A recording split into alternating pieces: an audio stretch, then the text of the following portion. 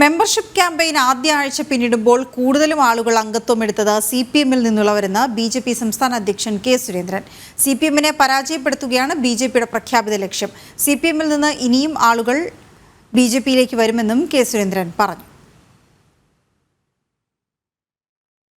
ഞങ്ങളുടെ membership drive നടന്നുകൊണ്ടിരിക്കുകയാണ്. ആദ്യത്തെ 4 ദിവസം കഴിയുമ്പോൾ പുതുതായി മെമ്പർഷിപ്പ് എടുത്തവരിൽ മഹാഭൂരിപക്ഷവും CPM-ൽ നിന്നുള്ളവരാണ്.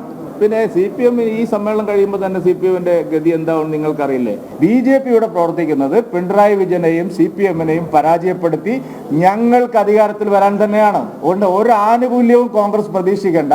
കോൺഗ്രസ് നടത്തുന്ന വ്യാജ പ്രചരണങ്ങൾക്ക് ഒരു ആനുകൂല്യവും BJP-യിൽ നിന്ന് ഞങ്ങളൊക്കെ ഉള്ളിടത്തോളം കാലം നിങ്ങൾ പ്രതീക്ഷിക്കേണ്ട.